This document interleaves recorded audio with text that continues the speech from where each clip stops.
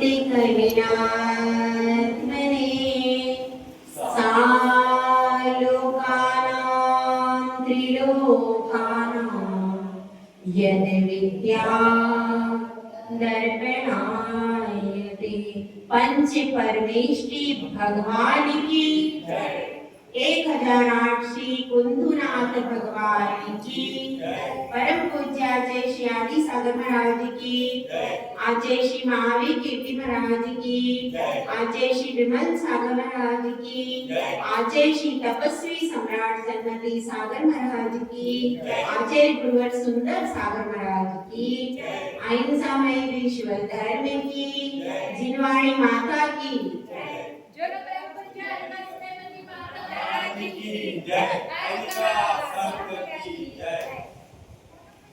हर कार्य के लिए मन का प्रसन्न होना बहुत महत्वपूर्ण है। अगर हम रोते रोते भोजन करते हैं, उदास मन से भोजन करते हैं, तो वह भोजन भी उदास हो जाता है, वह भोजन पच नहीं पाता। जिन भावों से भोजन करते हैं, जब वह भोजन भी सही तरीके से परिणमित नहीं हो पाता और एक तरफ यदि उत्साहित होकर के भोजन करते हैं, तो उत्साहित होकर के खाई गई सूखी रोटी भी परिणमन अच्छा कर जाती है। तो इसलिए किसी भी कार्य की सफलता के लिए जो आप मन में इच्छा रखते हो, उस इच्छा की पूर्ति के लिए प्रसन्नता बहुत ज्यादा जरूरी है। कोई भी कार्य प्रारंभ करो तो प्रसन्न हो जाओ।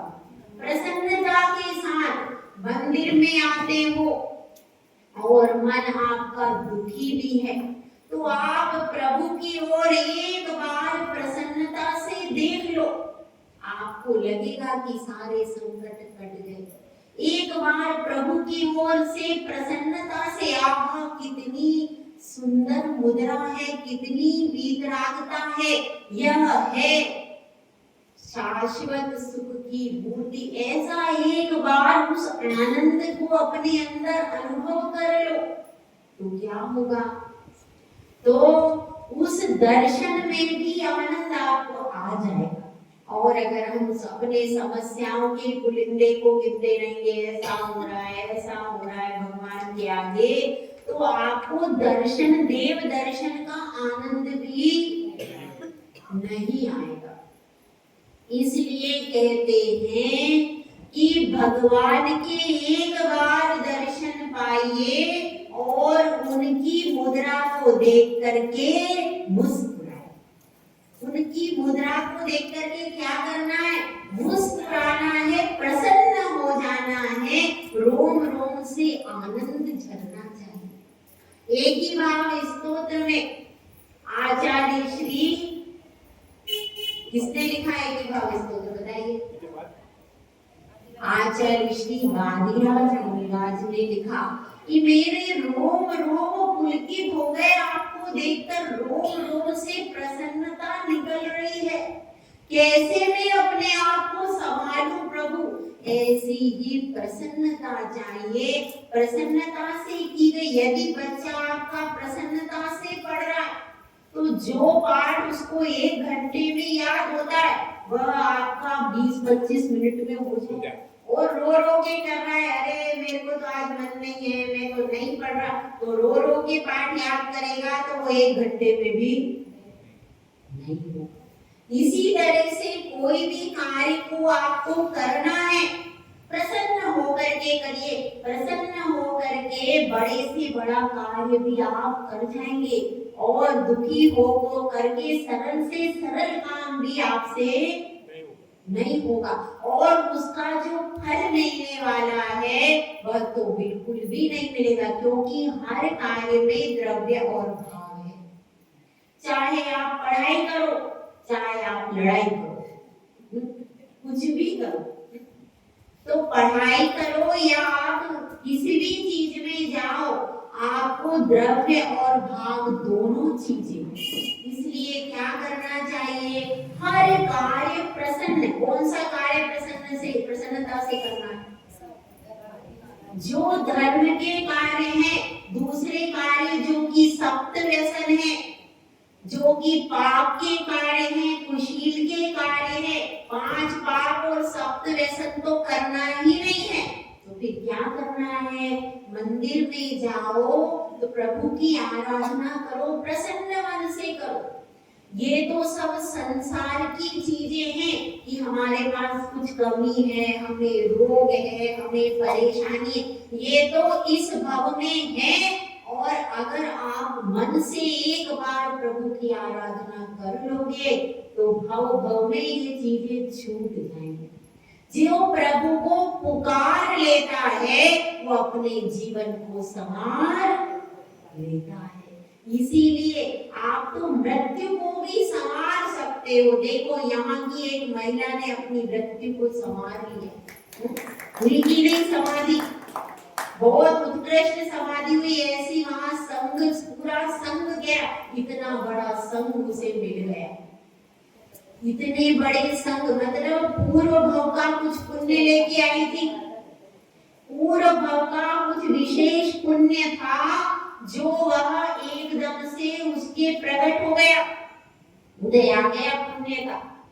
तब ऐसा होता है तो यह विशेष पुण्य है कि समाधि बहुत अच्छी हो जाना। और इतने सारे साधु, इतने सारे मुनिराज मिला, आचार्य मिला, ये कोई साधारण खेल नहीं है। तो इसलिए समझो अगर जीवन को संवारना है तो प्रसन्नता लाओ, धार्मिक कार्य को उत्साह से करो, प्रसन्नता से करो, तो वह कार्य जो कि कठिन भी है वह भी आपके हाथ में चीज आ जाएगी। प्रसन्न रहो। तो अब यहाँ पर आचार्य श्री बता रहे, क्या बता रहे हैं? सामायिक का समय, सामायिक का समय यहाँ पर किस अपेक्षा से बता रहे? सामायिक समझते हैं ना अपन, एक स्थान पर बैठ करके प्रभु की जो भक्ति की जाती है, आराधना की जाती है, पंच परमेष्टि की अपनी आत्मा में जो अंदर जाया जाता है वह क्या है? और अब इसमें श्रावक पूछ रहा है, भक्त पूछ रहा है, सामायिक कर रहे हैं तो सामायिक में समय की गणना कैसे करें? तो वह उस समय की बात है जब घड़ी नहीं होती। और पहले साधु भी घड़ी नहीं रखते थे, पहले की बात हो रही। साधु भी परिग्रह नहीं रखते थे, तो बहुत से साधु जंगल में रहते थे। जंगल में कौन घड़ी लेके जाता था? जंगल में साधु रहते थे उस समय पर। और पहले भी आप देख लीजिए, पहले के साधु भी घड़ी नहीं रखते थे, तो फिर क्या करते थे? तो वे कैसे, और यहाँ पर श्रावकों की चर्चा चल रही है कि भाई स्टार्टिंग है, प्राथमिक स्टेज है, प्राथमिक स्टेज में हम क्या करें, कैसे समय का निर्धारण करें? तो यह उस समय, अब तो घड़ी आ गई है, तो यह पूर्व के समय में और कभी कदाचित कहीं पर घड़ी ना हो, तो कैसे हम समय का निर्धारण करें? जो कि स्टार्टिंग स्टेज में नर्सरी का बच्चा है, अभी उसने कभी सामायिक नहीं की, पहली बार, तो पहली बार कैसे हम समय का निर्धारण करें? क्योंकि अभी 48 मिनट करने की सामर्थ्य नहीं आती है, स्टार्ट आती है क्या? नहीं, 48 मिनट करने की सामर्थ्य नहीं आई है, कुछ समय के लिए बैठे हैं, तो समय की गणना कैसे करें? तो यहाँ पर आचार्य श्री बता रहे 98 नंबर की गणना देखिए। मूर्धरूह मुष्टिवासो बंधम पर्यंत बंधनम चापि स्थान मुपवेशनम वा सम्यक जानन्ति सम्यज्ञः। अब इसमें बताया है मूर्धरूह। मूर्धरूह मतलब, मूर्धरूह का मतलब है बालों की चोटी। पहले जो पुरुष होते थे उनकी भी चोटी होती थी, यज्ञोपवीत संस्कार होता था भैया, तो उसमें क्या करते थे, चोटी होती थी। और ये शिष्य का लक्षण है, जब पढ़ने के लिए जाते थे तो चोटी पीछे रखते थे। तो यहाँ पर बात चल रही है मूर्ध रूप, यानी चोटी में एक गांठ बांध दे, और वह एक गांठ बंधी है हल्की सी। अब सामायिक करें, जब तक यह गांठ बंधी रहेगी तब तक की सामायिक अपने आप वह गांठ खुलना चाहिए, कोई आकर के खोलेगा नहीं, नहीं खुली ऐसी थोड़ी बात है। ऐसी बात, अपने हाथ से ही एक गांठ बाल में बांध लो तो बाल चिकने होते हैं, हवा चलती है तो खुल जाती है। इतनी ज्यादा अपने हाथ से इतनी ज्यादा टाइट गांठ थोड़ी बनती है बालों में। तो इसमें बात चल रही है, अपने हाथ से अपने बालों में गांठ बांध ली। अब वह गांठ जब तक बंधी रहेगी तब तक के लिए मेरी सामायिक। उसके बाद क्या बताया, उसके बाद बताया मुष्टिवास। मुष्टि मतलब क्या हो जाता है, मुट्ठी। मुट्ठी को बांध करके ऐसे बैठ गए, ठीक है, ये मुट्ठी बांध। जब तक सहज रूप से मैं मुट्ठी बांधकर बैठ सकूंगा तब तक के लिए सामायिक। और जब दर्द होने लगेगा हाथों में तब,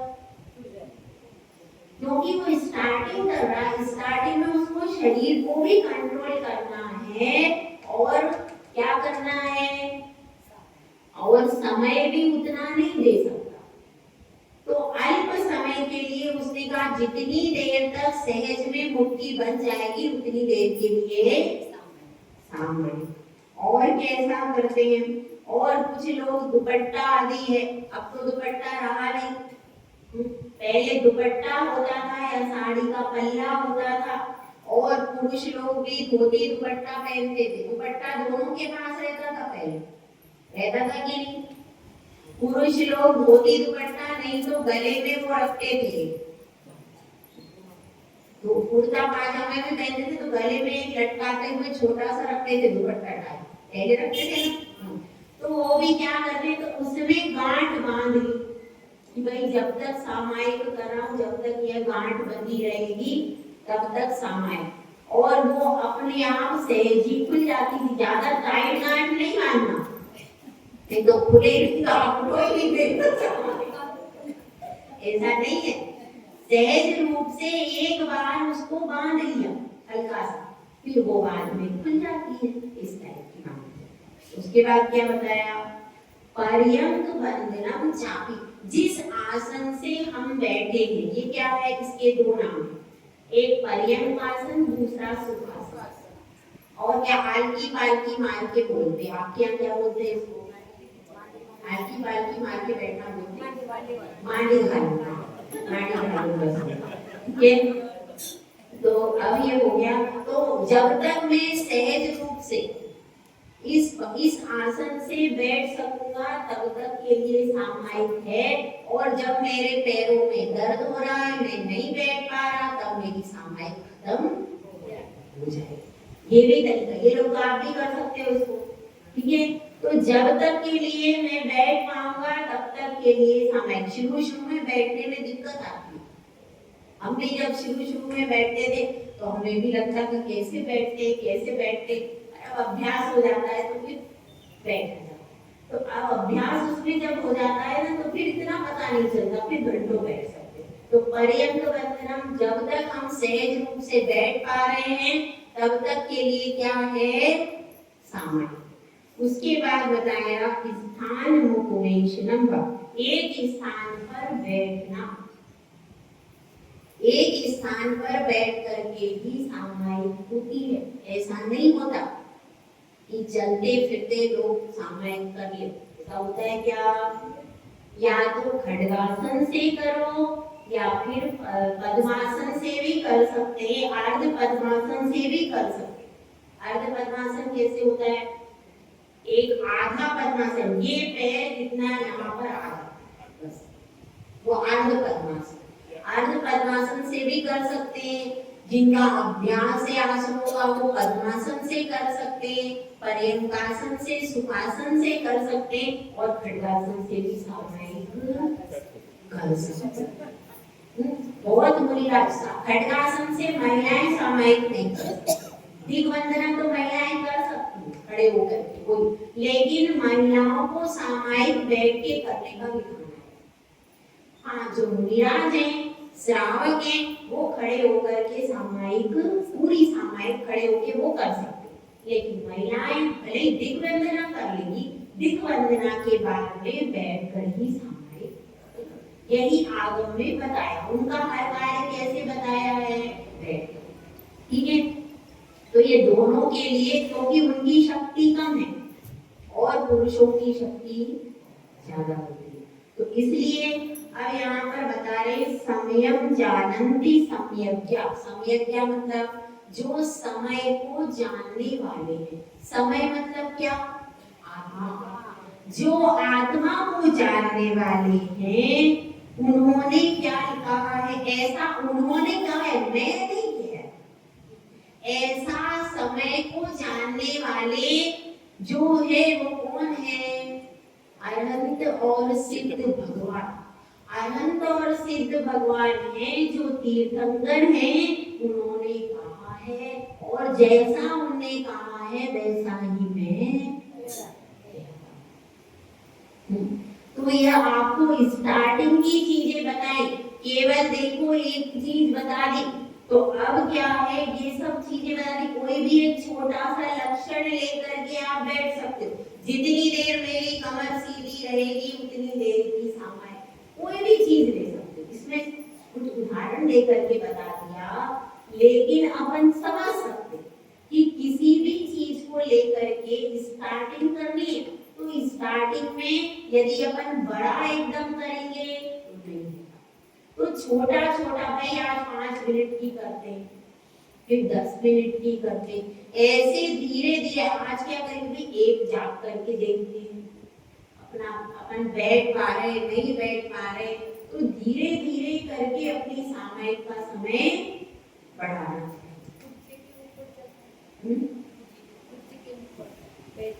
देखो, कुर्सी पर बैठ करके भी सामायिक हो सकती है, ऐसा नहीं होगा कि नहीं हो सकती। अब जिन लोगों के पैर मुड़ते नहीं है, जिनको घुटने में कोई समस्या है, उनको क्या करना पड़ेगा, कुर्सी पर ही बैठ करके करेंगे, तो कुर्सी पे बैठ के हो सकती है, कोई दिक्कत थोड़ी।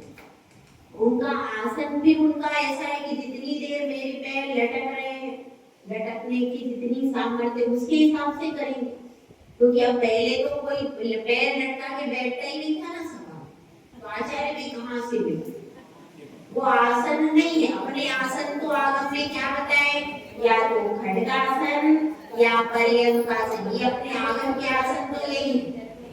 अब ये नया क्यों नहीं लिखा, क्योंकि ये पाश्चात्य सभ्यता के आसन है, अपने आसन तो है ही नहीं। ऐसे कुर्सी पर बैठना, कुर्सी पाश्चात्य सभ्यता से आई है। हमारे यहाँ तो जब दुकान पर भी सेठ बैठते थे तो ऐसे बैठते थे, पर्यंकासन से गादी पे, और रसोई में महिलाएं बैठती थी तो वो भी ऐसे ही बैठती थी, या तो पैर मोड़ करके या इसी तरह से पर्यंकासन से। तो अपने यहाँ भारतीय सभ्यता में जो चीज है नहीं,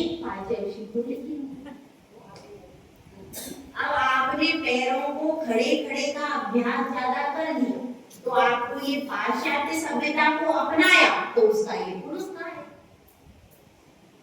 ठीक है, तो अब यहाँ पर समझ लो, यहाँ पर ये बता रहे हैं कि आपको स्टार्टिंग करना चाहिए सामायिक की, छोटे रूप में ही सही, लेकिन सामायिक करने के लिए अभ्यास करना चाहिए। भले 5 मिनट के लिए बैठो, कुछ नहीं होता तो कम से कम 1 माला फेरो, क्योंकि देखो यही छोटा सा प्रयास आपके लिए आगे के धर्म ज्ञान और शुक्ल ज्ञान में कारण बनेगा। यदि आपको अभी भी बैठने का अभ्यास नहीं हुआ तो बाद में कैसे ध्यान करोगे, बाद में कैसे सामायिक करोगे। अभी का अभ्यास बाद के लिए काम आए। ठीक है, अब क्या बता रहे हैं, अब इसके बाद बता रहे हैं कि सामायिक में कैसा स्थान होना चाहिए। अभी तो आसनों की बात चली थी, और कुछ समय के लिए करना है तो किस किस प्रकार से कर सकते हैं। अब यहाँ पर सामायिक के योग स्थान कौन सा होता है, इसको यहाँ पर बता। देखो गाथा नंबर 99, एकांते सामायिकम्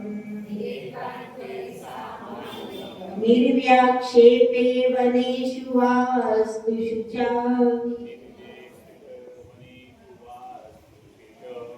चैत्यालयेषु वापि च परिचेतव्यं प्रसन्नधिया।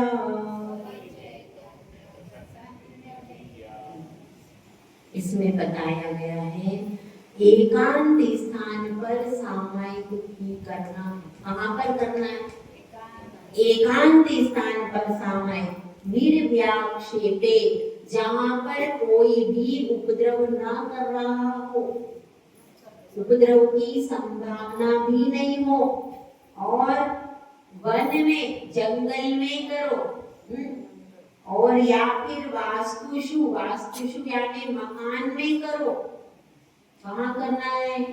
जंगल में करो या वन में करो, और कहाँ करो? चैत्यालयेषु, मंदिर में करो, अथवा घर में भी चैत्यालय होता है, घर में भी कर सकते।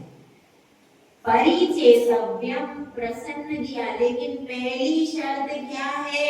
प्रसन्न बुद्धि से करना। अरे क्या करें, अब सामायिक करनी पड़ रही है, ऐसे मच्छर काट रहे, सिर दुख रहा है, आज तो पेट दुख रहा है, क्या करें, अब क्या करें, सामायिक का नियम ले लिया, सामायिक तो करनी पड़ेगी। इस प्रकार से नहीं करना।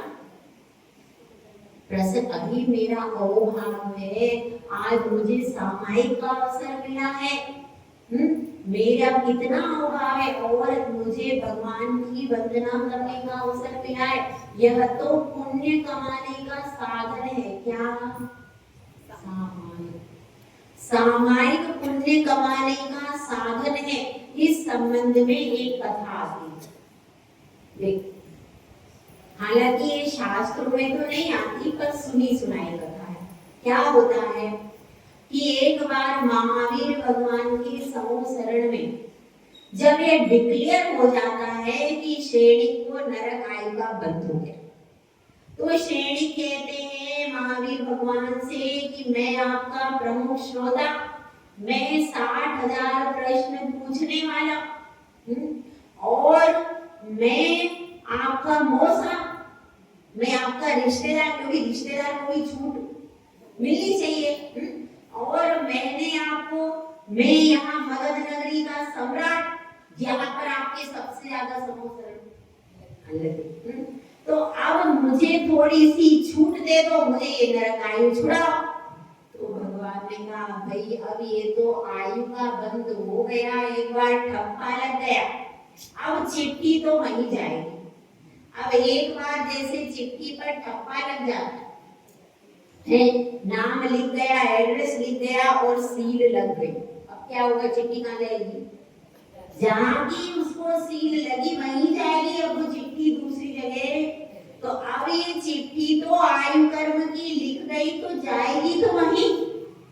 तो अब क्या होता है? तो जब मानता नहीं है तो वहां से महावीर भगवान कहते हैं ठीक है, यहाँ पर एक सेठ रहता है राजबेली में, तुम उससे एक समय की सामायिक का पुण्य लिया तो तुम्हारी इससे मुक्ति करा दूंगा।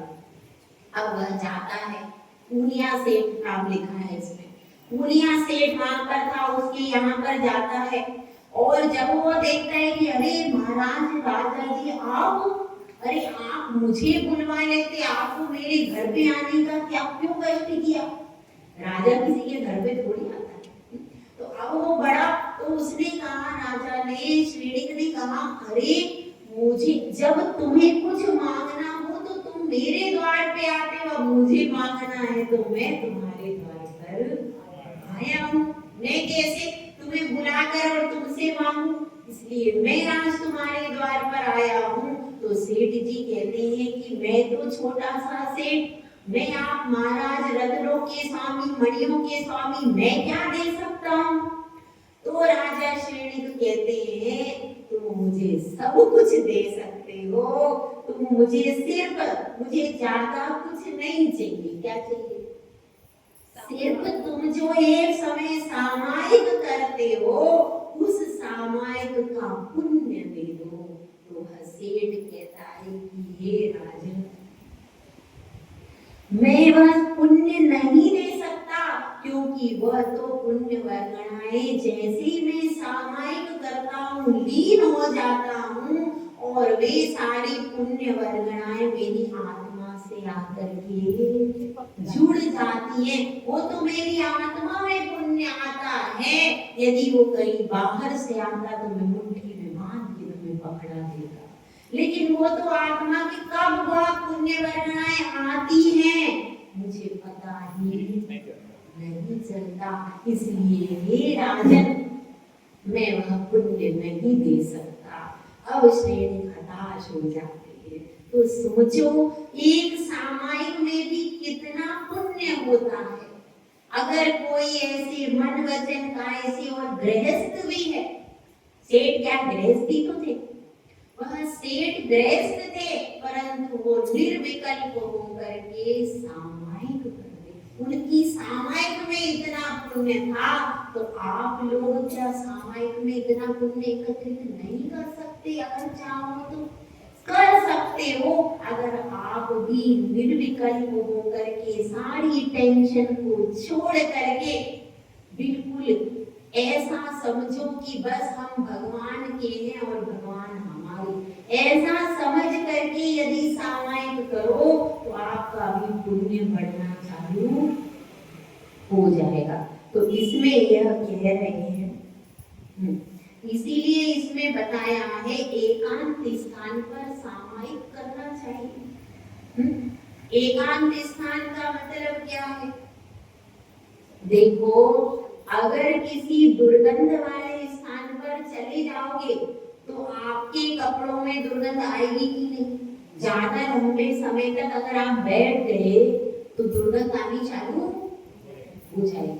और अगर कभी गुलाब के बगीचे में थोड़ी देर के लिए बैठ गए तो पूरी वो खुशबू आपके वस्त्रों में भी आ जाएगी। फिर आप यहाँ आओगे तो लोग कहेंगे अरे गुलाब की खुशबू कहाँ से?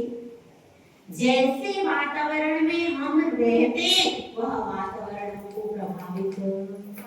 अगर घर में धार्मिक माहौल है, माँ उठ करके रोज मंदिर जाती है तो बच्चों को भी लगेगा कि हम मंदिर में जाएं।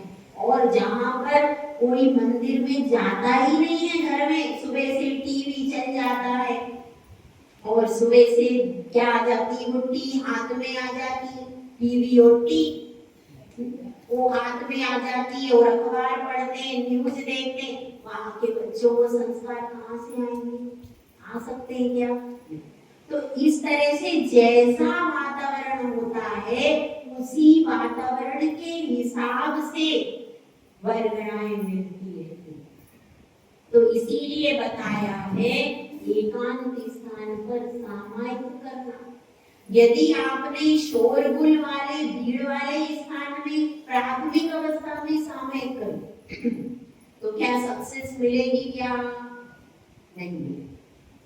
जैसे कि कोई बच्चा है, कोई खेल चल रहा है क्रिकेट का, बच्चों को पसंद होता है ज्यादातर, क्रिकेट का खेल चल रहा है और उनके मास्टर भी कहें आज इसी मैदान में तुम्हें पढ़ाता हूँ, बच्चे पढ़ेंगे क्या? वो बच्चा पढ़ेगा ही नहीं, इतना ही मन मार के बैठ जाएगा, लेकिन फिर भी उसके मन में क्या होगा? एक नजर देख ली, मन कहाँ जा रहा है उसका? खेल के मैदान में बैठकर पढ़ाई हो सकती है क्या? स्कूल की अलग व्यवस्था होती है, अस्पतालों की अलग व्यवस्था होती है, वकील प्रैक्टिस करेगा, पैरवी करेगा तो कोर्ट में, सब चीज के लिए, दुनिया की हर चीज के लिए माहौल क्रिएट किया जाता है, एटमॉस्फेयर क्रिएट किया जाता है। इसी तरह से सामायिक के लिए आपको सीधे और सीधे अंदर प्रवेश करना है। बाहर प्रवेश करना तो सरल है, बाहर में भी हमको पूरा स्कूल में पूरा माहौल बनाया जाता है, ड्रेस अलग आपकी, आपकी सीट अलग, आपके लिए पूरा बोर्ड है, टीचर भी पूरी तरह कंसंट्रेशन से पढ़ा रहा है। आप बीच में किसी बच्चे से बात करते हो तो तुरंत आपको बेंच में खड़ा कर देते। पूरा एटमॉस्फेयर ऐसा क्रिएट किया जाता है कि बच्चों का फुल कंसंट्रेशन लेक्चर पे किया जाता है, किया जाता है। मंदिर में भी इस तरीके का माहौल, सब लोग मंदिर में जाएंगे तो सब अपने, कोई पूजा कर रहा है, कोई आरती कर रहा है, कोई अभिषेक कर रहा है, कोई भी फालतू बातें, लड़ाई झगड़ा मंदिर में। तो अपना भी मन लगता है कि हम भी करें जाप, हम भी करें अभिषेक, लगता है कि नहीं लगता है। तो इसी तरह से हर चीज में एनवायरनमेंट क्रिएट किया जाता है। उसी प्रकार से यहाँ भी आचार्य जी कह रहे हैं कि आपको अभ्यास करना है। अभ्यास प्रारंभ करना है तो पहले सामायिक, पहले जाप एकांत स्थान में, एकांत स्थान में करोगे तो आपका जो ओम नमः शिवाय की भी जाप करें तो पूरा कंसंट्रेशन ओम नमः शिवाय पे जाएगा। और अगर आप शोरगुल में करोगे तो आपका कंसंट्रेशन लेवल नीचे आएगा। और क्या बताया एकांत स्थान में, तो देखो अगर अकेला ही व्यक्ति आया है और अकेला ही उसको जाना है, इस बात को समझना है कि मैं एक आत्मा हूँ, तो यह बात एकांत में ही समझ में आएगी। शोरगुल में तो आपकी दृष्टि भीड़ पर जाएगी, आपकी दृष्टि परद्रव्य में ही लगी रहेगी, और जब तक परद्रव्य में दृष्टि लगी हुई है तब तक आप स्वद्रव्य की ओर जा नहीं सकते। इसीलिए इसमें बताया गया है कि एकांत स्थान में सामायिक को करना चाहिए, और जिसमें आप ऐसे स्थान पर बैठो जहां पर आपको मच्छर ना काटे। ऐसा भी नहीं कि एसी लगाना है, इतना भी नहीं, लेकिन फिर भी ऐसे कमरे में बैठो, ऐसे स्थान पर बैठो जहां पर आपको शरीर में कोई दिक्कत ना हो, क्योंकि आपकी सेहत करने की ज्यादा क्षमता, तो वहां पर कोई उपसर्ग की संभावना ना हो। वन में बैठ सकते हैं, लेकिन वन में क्या है, वास्तुशुभ का अर्थ क्या है, मकान, और मंदिर सबसे बेस्ट है। तो मंदिर में क्या करना, मंदिर में यदि हम बैठते हैं तो हम पश्चिम और दक्षिण दिशा में भी बैठ सकते, क्यों, क्योंकि भगवान का मुख पूरब में। अब आप सामायिक करने बैठोगे तो यदि आप बैठते भी हो सामने, क्योंकि देखो सामने मन बहुत लगता है, मेरा तो सामने ही मन लगता है, थोड़ा सा भी साइड हो जाए तो फिर मेरे को देखो भगवान का मुख देख करके ज्यादा मन लगता है। तो ऐसा सबका हो सकता है, कुछ लोग साइड में भी मन लगा लेते। तो यदि आपका भगवान का मुख देख करके मन लगा है तो आप पश्चिम में बैठ गए या दक्षिण में बैठ गए तो कोई दोष नहीं। लेकिन अगर आप अपने कमरे में बैठे हो तो आपको उत्तर या पूर्व की तरफ ही बैठना, दूसरी दिशा में। ये सामायिक की दिशा भी इसमें समझ में आ गई, ठीक है। तो इस प्रकार से प्रसन्न मन होकर के हमेशा सामायिक को करना चाहिए। जय बोला, जय सुंदर साधना की।